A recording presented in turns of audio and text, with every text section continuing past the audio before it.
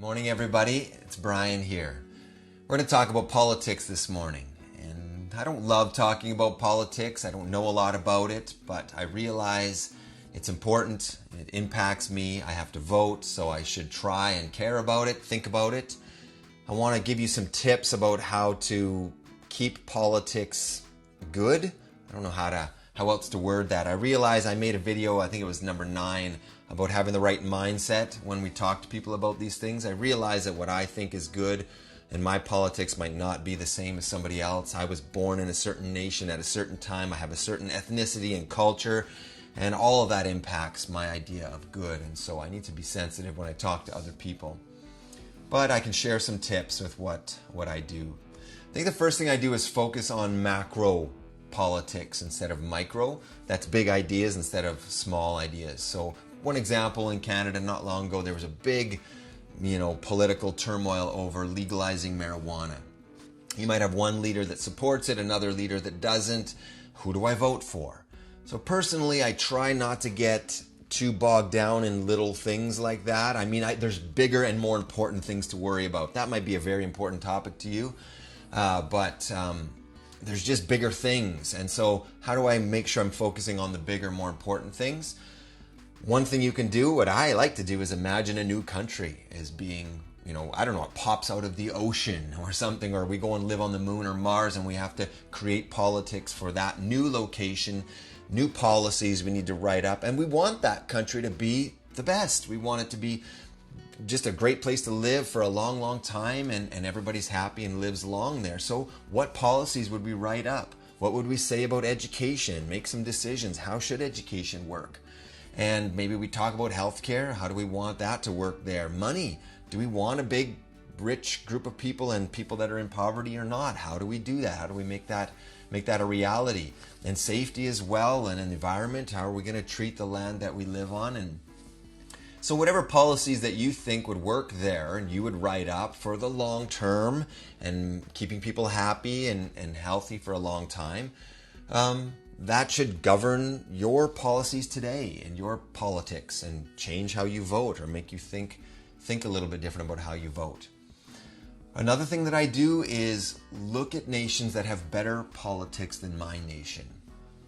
Do you ever do that? Do you ever think like that? Like, I'm a teacher, I teach writing. It's one of my favorite things to teach. And I always get my students to look at writing that's better than their writing, to learn from them. We got to do that with politics as well. My nation doesn't have the best politics. No nation does. But we can learn from other nations. And so one thing I did was I went onto Google and I did a search. The best place to live, the best nation to live, based on all kinds of things. Starting a new company, healthcare, education, long life, happy life. And I came up with a whole bunch of articles and lists. Each article would list off country number 1, number 2, number 3. And I wrote them all down. I'll show you in my paper. I had 1, 2, 3, 4, 5. And I just wrote down the countries that continually showed up in the top 5.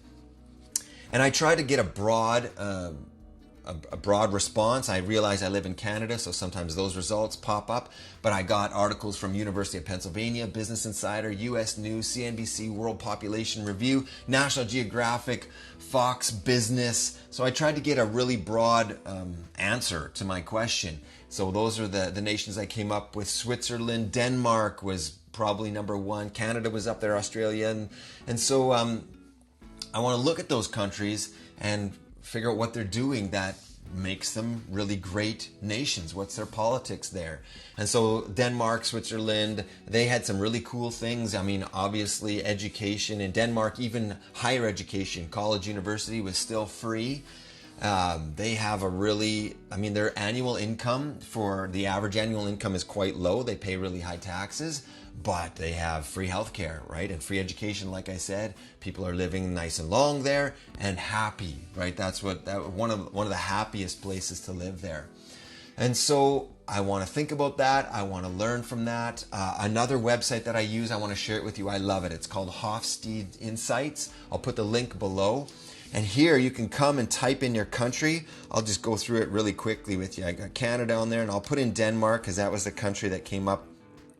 I'll put in a third country. I have family that lives in the United States, and they're my neighbors down south, so I'll put them in there. And so it pulls up these categories where you can compare and learn from other countries. You can click below and read all about it, but I can explain it really quickly. So the first one is power distance. And this just shows the distance between groups of people or classes inside your country. So it's nice to see that all three of these countries are fairly low. There'll be other countries that have, really large gaps between people, maybe really rich, really poor, or military might and weak. And so right here I can see we're fairly low. That means there's lots of equality, but Denmark is doing something special. They have, and you can go and read about Denmark. They have really cool ways of keeping things equal financially, where women make the same money as men, and women have a predominant role, and men.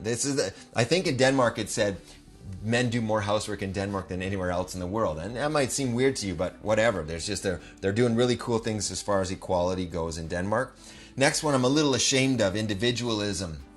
So these are super high numbers.